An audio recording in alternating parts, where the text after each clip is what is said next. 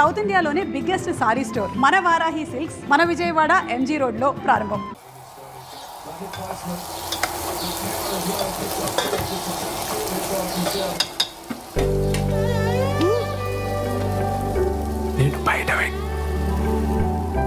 నేను బయట వెయిట్ చేస్తూ ఉంటాను. నువ్వు ఎవరికి కనిపించకుండా వినిపించకుండా వచ్చి మనం బయటికి వెళ్దాం. నీతో కొంచెం ముఖ్యమైన విషయాలు మాట్లాడాలి.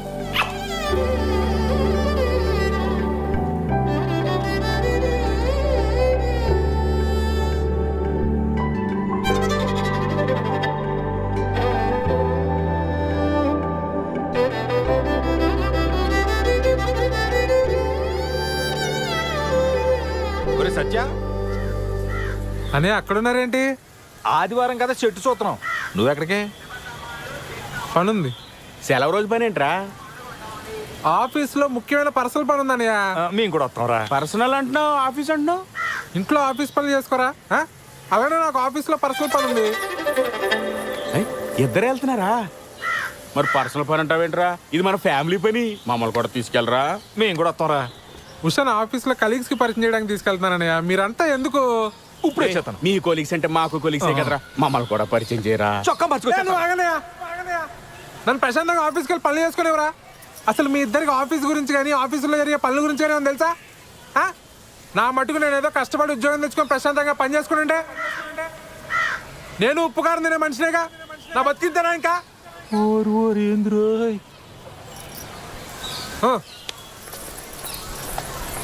ఏమడిగేవని అంతలా కోప్పడిపోతున్నాడు?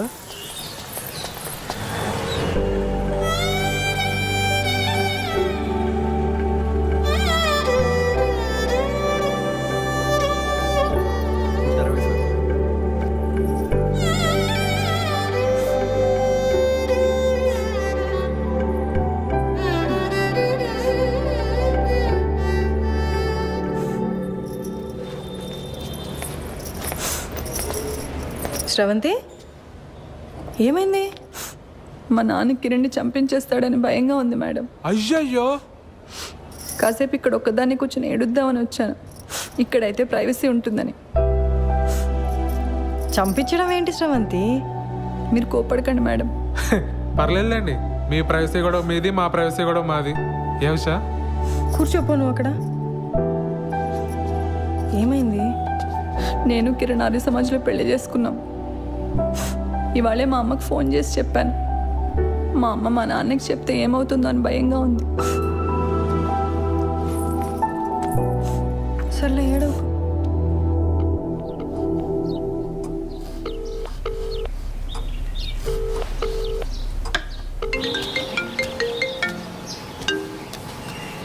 హలో, మా ఇంట్లో ఎవ్వరూ లేరు. ఎక్కడికి వెళ్ళారు? నువ్వు అడగాల్సిన క్వశ్చన్ అది కాదు. మరేం అడగాలి? మళ్ళీ రాంగ్ క్వశ్చన్. అన్ని ఇంటికి రమ్మంటున్నావా? Good bye.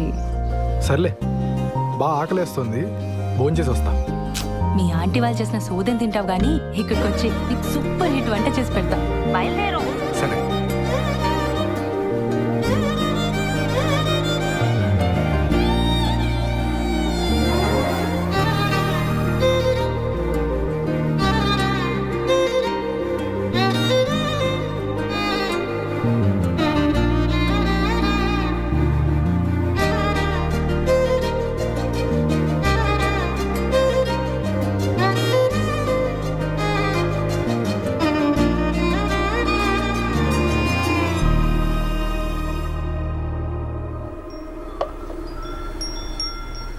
నీకు సరిగ్గా వంట రాదని చెప్పింది మీ అమ్మ?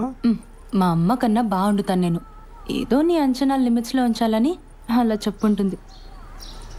అవును, ఇంట్లో ఎవరూ లేరు రా అనగానే నువ్వు కంగారు పడ్డావు కదా? కంగారా? దేనికి? ఊరుకోవోయ్, ఫోన్లో నీ గొంతు వింటేనే తెలిసిపోయింది. ముహూర్తం పెట్టేలోపు ఇది నన్ను ఏదో చేసేలా ఉందని భయపడిపోయావు కదా?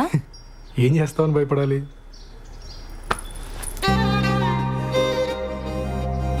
నాకు అస్సలు సిగ్గులేదు. పచ్చిగా మాట్లాడేస్తా, ఆలోచించుకో.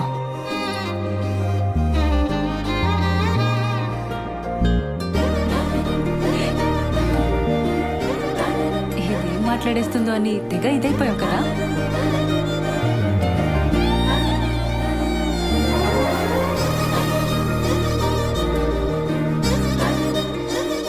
వీసా అప్లికేషన్ ప్రాసెస్ ఎక్కడి వరకు వచ్చింది? టాపిక్ మార్చేసావా? ఆ టాపిక్కే మాట్లాడుతున్నా.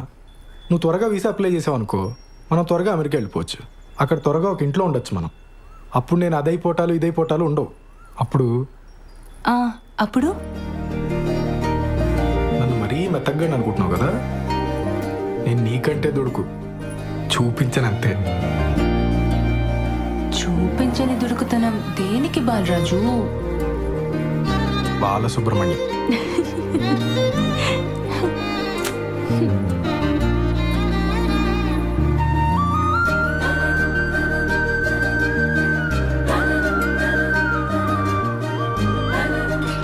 ఎవరు వచ్చారులే. దుడుకుతున్నా లేదు, నా బొంద లేదు. ఎవరు వస్తున్నారు లే, బాగోదు.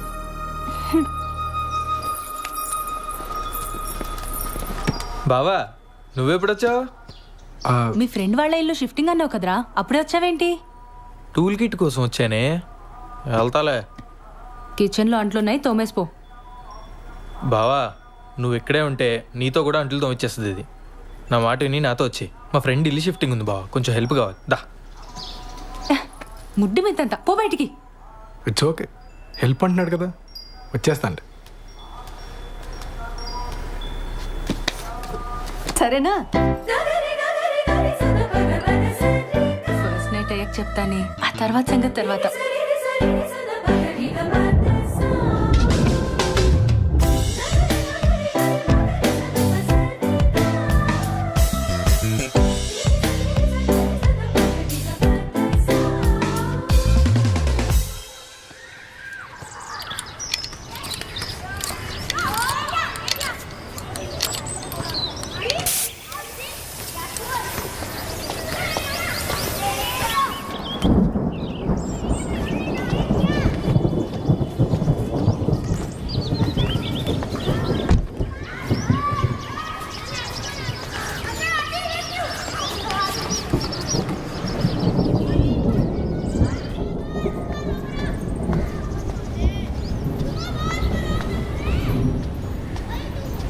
కల్పన గారు,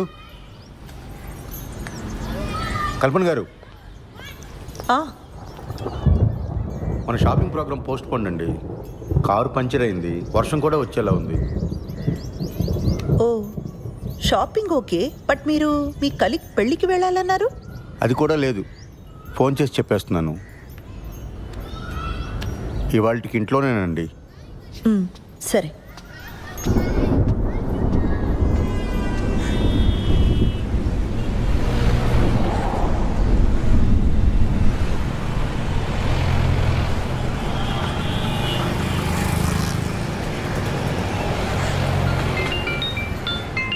హలో. హలో బుజ్జి, ఆ, నీతో కొంచెం మాట్లాడాలి, కిందకి రావా? ఇప్పుడా? లేదు రాలేను, ఈరోజు మా మేడం కూడా సెలవు. ఏం కాదు, కొంచెం మాట్లాడాలి, కిందకి రా. సరే వస్తున్నానుండు.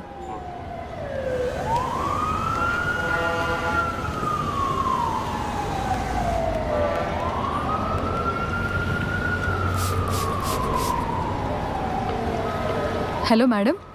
మా కలీగ్స్ అంతా నైవంచకులు సార్. ఏమైంది? అరే ఒక్కడు కూడా పెళ్ళికి రాలేదు. నేను ఒక్కడనే పిచ్చోళ్ళ ఇంత దూరం తయారయ్యాను.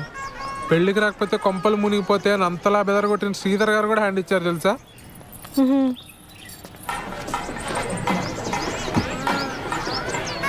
నువ్వెక్కడున్నావు? నేను పార్లర్ దగ్గర ఉన్నాను. యాక్చువల్లీ వాళ్ళ ఇంట్లోనే ఉండిపోదాం అనుకున్నా, కానీ శ్రవంతికి ఏదో అర్జెంట్ వర్క్ ఉందని వెళ్ళిపోయింది. నువ్వెప్పుడు బయలుదేరుతావు? నేనా ఇంత దూరం వచ్చాను కదా, మా బాస్ మౌన కంగ్రాట్స్ కొట్టి వెంటనే బయలుదేరిపోతాను. మిట్ట మధ్యాహ్నం ఫస్ట్ నైట్ మీ తెలుగు ముహూర్తాల కుదిరింది సార్. అర్థమైంది బాలు.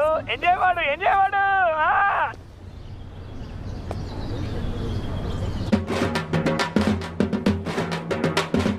నేను మళ్ళీ చేస్తాను సార్.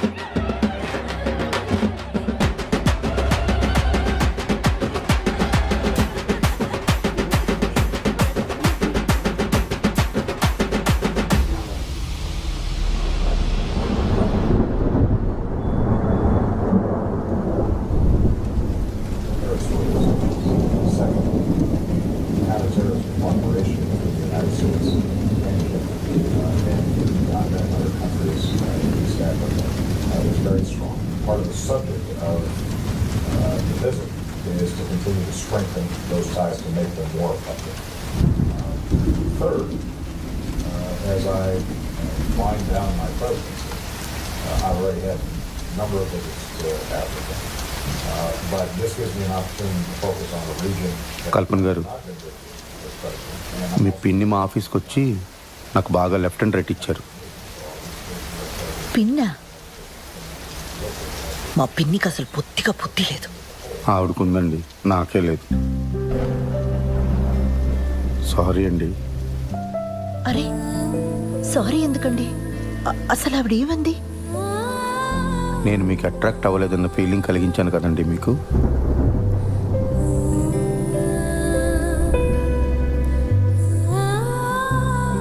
సారీ అండి.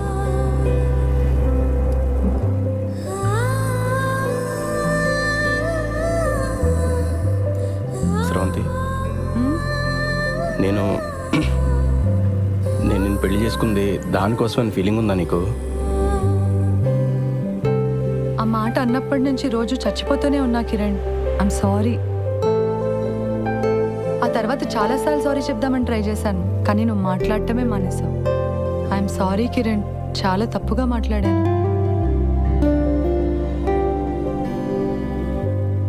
మన పెళ్ళైన దగ్గర నుంచి నేను మా ఫ్యామిలీతో బాగానే ఉన్నాను, నీకు మాత్రం మాటలు కట్ అయిపోయినాయని ఫీలింగ్ ఉందా నీకు?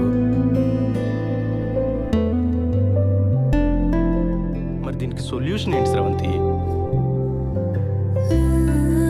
నన్ను పెట్టుకున్నావా?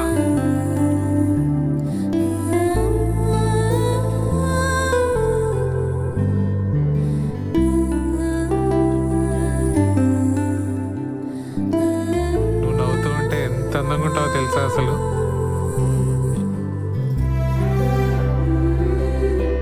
I'm sorry Usha. ఓయ్, ఇప్పుడు సారీ ఏంటి? నువ్వు ఎప్పుడు కంప్లైంట్ చేయకపోయినా నీకు మా ఇంట్లో ఎంత ఇబ్బందిగా ఉందో నాకు తెలుసు ఉషా.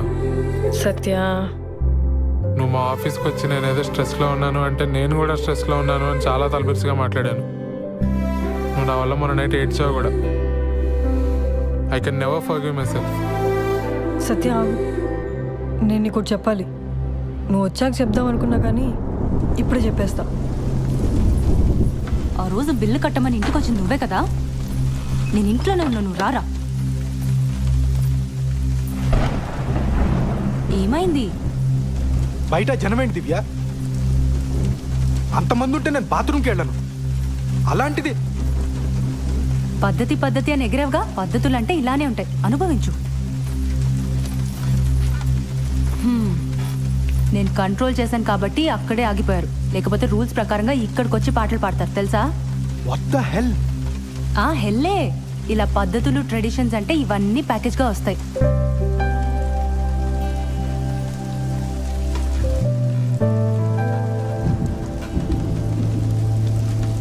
సారీ దివ్య, నేను మరీ ఫోర్స్ చేశానని అర్థం అవుతుంది. కానీ నువ్వు నన్ను అవాయిడ్ చేయడం స్టార్ట్ చేసిన దగ్గర నుంచి ఎంత పెయిన్ఫుల్గా ఉందో నీకు చెప్పలేను. నీకు నాతో అమెరికా రావడం ఇష్టం లేదేమో, అందుకే వీసా ప్రాసెస్ డిలే చేస్తున్నావేమో అనుకున్నాను. ప్లీజ్ దివ్య, నన్ను వదలకే.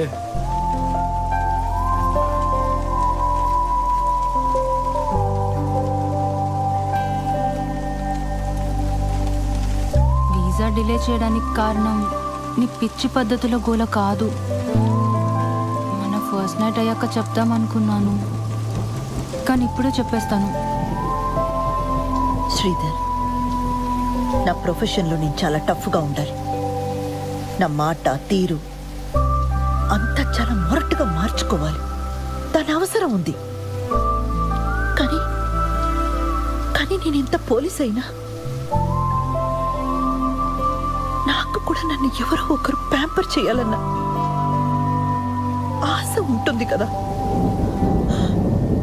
అరే మనం ఫ్రెండ్స్ కాదు శ్రీధర్, కూడా పెళ్ళాను.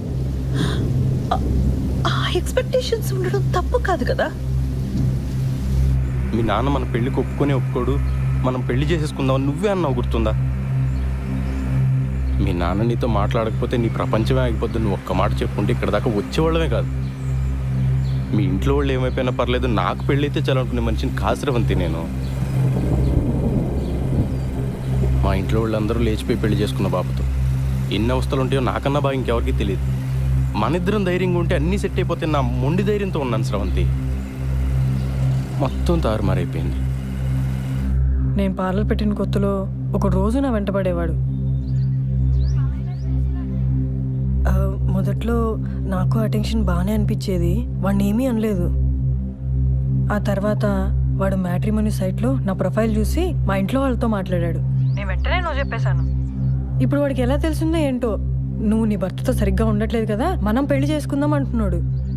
వాడేమంత రౌడీ కాదు, పిరికి వెధవ, ఈడియట్. కానీ రోజు అలా అడుగుతుంటే చాలా ఇబ్బందిగా అనిపించేది. ఇదే నీతో చెప్దామంటే నువ్వేమో నాతో మాట్లాడడమే మానేసావు. నేను చాలా రోజులు ఆన్లైన్ రమ్మీ ఆడాను వాళ్ళు. క్రెడిట్ కార్డ్ మీద 3 లక్షల బిల్ వచ్చింది. ఇంట్లో కూడా ఎవరికి తెలీదు. అది తీరిస్తే తప్ప వీసా ఇవ్వరని మీనా చెప్పింది. అది ఎలా తీర్చాలో తోచక. ముందే చెప్పుంటే కట్టేసేవాళ్ళం కదా. అయినా దానికి వీసాకి ఏం సంబంధం లేదు. మీ మీనాక కుకీజర్ యాప్ గురించి తప్ప ఇంకేం తెలియదేమో.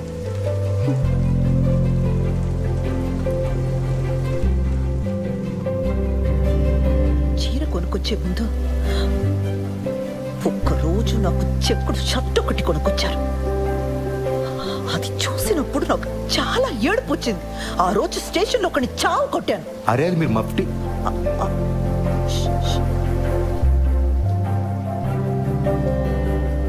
అది మీరు మఫ్టీలో వేసుకుంటే బాగుంటారని తీసుకొచ్చానండి.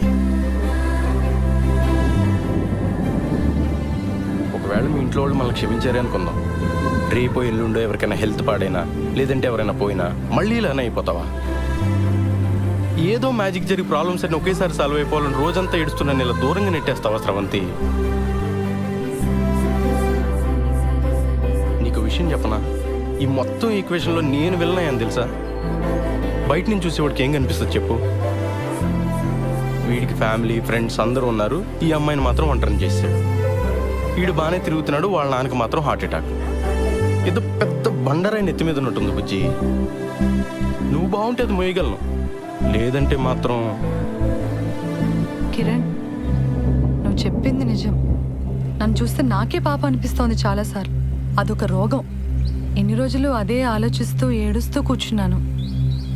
నేను ఇష్టపడ్డాను, చాలా ఆలోచించి పెళ్లి చేసుకున్నాను.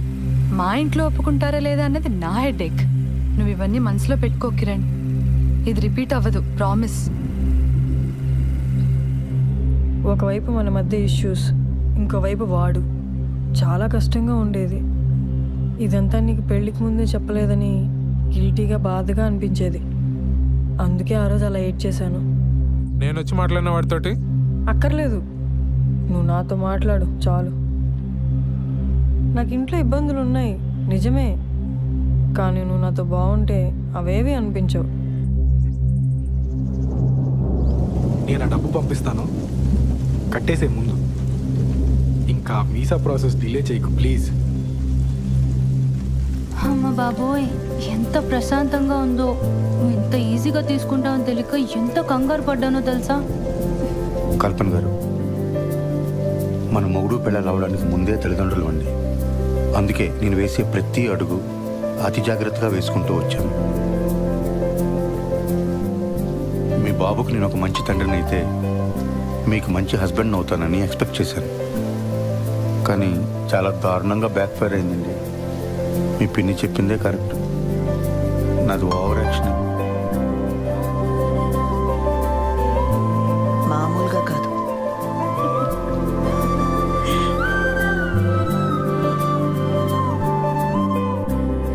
ఏంటి ఇటువైపు వచ్చావు? మనం మీ ఇంటికి వెళ్తున్నాం. నన్ను వదిలేస్తున్నావా? నేను ఆల్రెడీ మీ అమ్మ నాన్న కలిసి కాళ్ళమే పడ్డా, వాళ్ళు క్షమించేసినట్టే.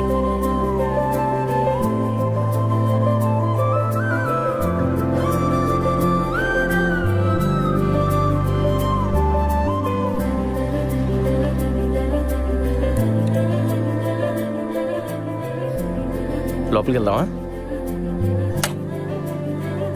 దిగు. తర్వాత వద్దాం, ఇంటికి వెళ్దాం పదా.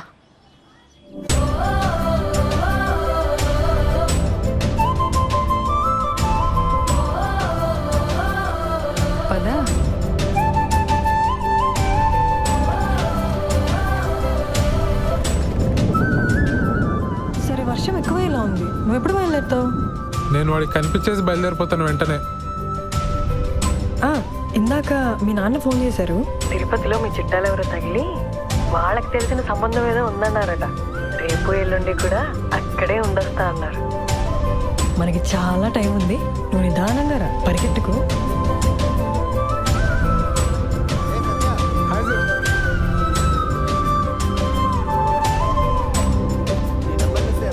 Congrats, sir.